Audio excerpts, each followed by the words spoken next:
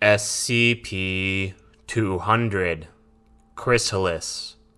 Object Class Euclid. Special Containment Procedures. SCP-200 requires a temperate, secure environment large enough to house the 1.68 by 2 meter bed frame it is affixed to. The room should be equipped with a large viewing window such that SCP-200 may be observed with minimal disturbance. In fact, when not being directly tested, SCP-200 should be left undisturbed. Particular care should be taken when collecting samples to avoid compromising the delicate outer shell of SCP-200. An automated mister should be set up to apply a fine mist to SCP-200 once a day.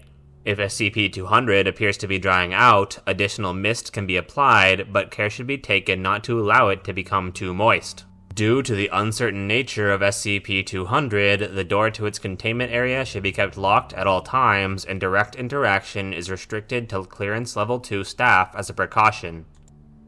Description: SCP-200 is contained within a chrysalis measuring 172.4 centimeters in length from stem to tip, attached to a standard queen-sized bed frame and mattress.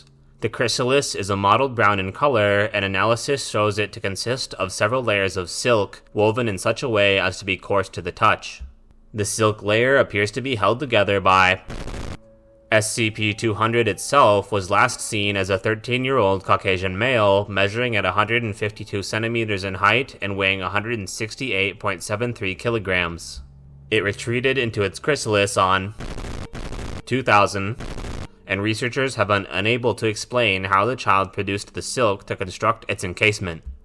Ultrasound tests have been unable to detect any solids within the chrysalis. However, fluid samples extracted from within reveal human DNA matching that of the child in question. It appears that the child has... Samples of the... used to bind the chrysalis are also a DNA match for SCP-200.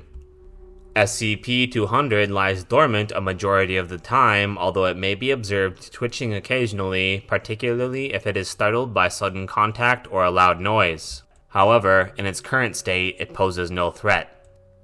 Notes: SCP-200 was retrieved from USA on 2000, approximately 28 hours after Chrysalis presented. According to medical records, SCP-200 followed a normal pattern of human development until the age of 12. At this point, the child began to display a voracious appetite and rapidly gained weight over the course of the following year. Dr. a local pediatrician, was unable to identify the cause for the abrupt change in metabolism. The child's mother, concerned about his weight gain, attempted to restrict his diet. SCP-200 escaped into the surrounding woods.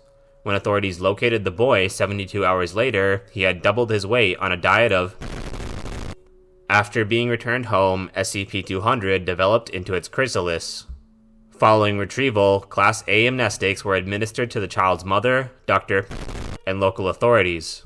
Local community was led to believe that... to prevent concern about the boy's whereabouts and well-being. Addendum 200-01. According to the most recent testing, SCP-200's DNA has been displaying a number of mutations. While ultrasound tests reveal no solids, Dr. hypothesizes that the child may be developing into... This hypothesis remains controversial and requires further testing and observation. In light of these developments, request to reclassify SCP-200 under Euclid has been approved, and 24/7 observation shifts are being implemented to watch for SCP-200's emergence. End file.